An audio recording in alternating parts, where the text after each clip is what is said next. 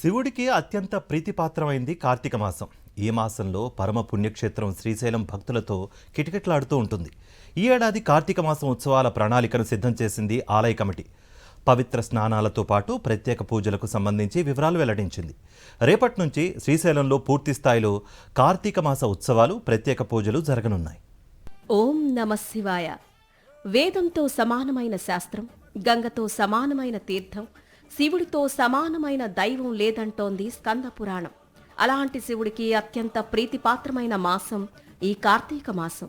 ఈ నెల రోజులు పర్వదినాలే. దాదాపు ప్రతిరోజు పండుగే.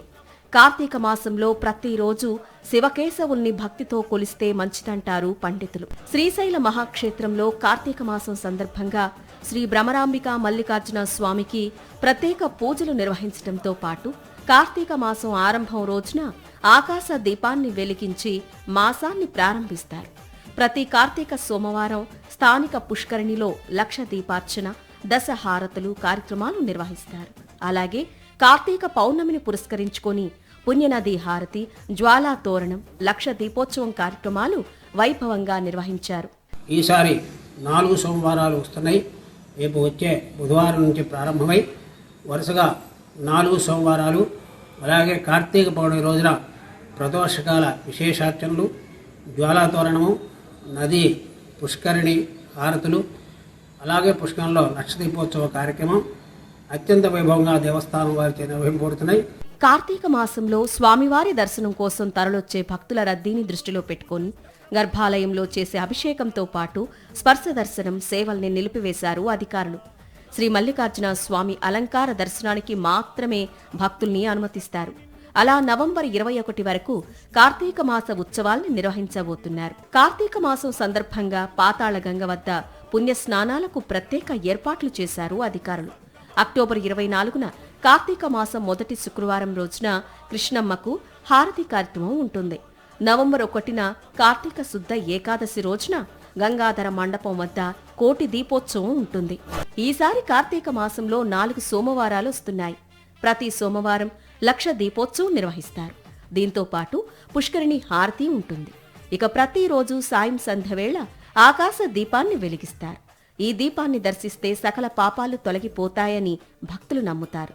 అనివార్య కారణాల వల్ల ఆలయ ప్రవేశం చెయ్యలేని వారు ఈ ఆకాశ దీపాన్ని దర్శించుకోవచ్చు. 2వ జ్యోతిర్లింగంగా మల్లికార్జున స్వామి, 6వ శక్తిపీఠంగా బ్రాహ్మణీ శక్తి నిలయమైనటువంటి శ్రీశైల మహాక్షేత్రంలో కార్తీక మాస వైభవం విశేషంగా జరపబడుతున్నటువంటిది. ఈ కార్తీక మాసం యొక్క విశిష్టత శివునికి, విష్ణువుకి విశేషంగా చెప్పబడినటువంటి మాసం ఈ కార్తీక మాసం. ఈ కార్తీక మాసంలో శివుని గురించి, విష్ణుమూర్తి గురించి అనేక రకాలైనటువంటి వ్రతాలు, ఉపవాస దీక్షలు ఇవన్నీ కూడా చెప్పబడుతున్నాయి. కార్తీక పౌర్ణమికి త్రిపుర పూర్ణిమ అని కూడా పేరు. పరమశివుడు త్రిపురాసురులను సంహరించింది ఈ పౌర్ణమి నాడే. ఈ రోజున ఆలయాల్లో, ముఖ్యంగా శివాలయాల్లో జ్వాలాతోరణం ఏర్పాటు చేస్తారు.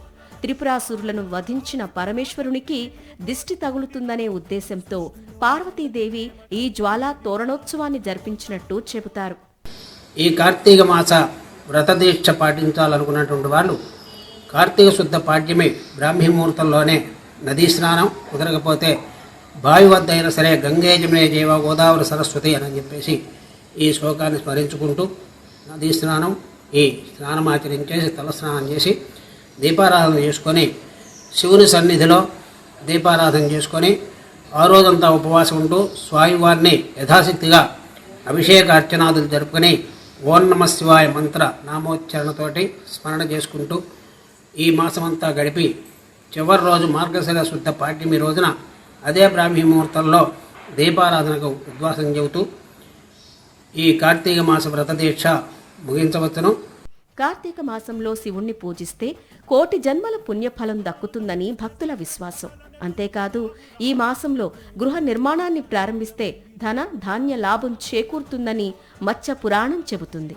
అందుకే కార్తీక మాసానికి అంతటి విశిష్టత.